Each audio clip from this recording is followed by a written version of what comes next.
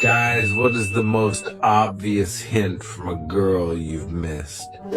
1. Sitting backstage at a high school show I was crewing for, I was talking to one of the dancers, and for some reason, we started talking about clicking, popping fingers, necks, etc. She told me she could click all sorts of joints, hips,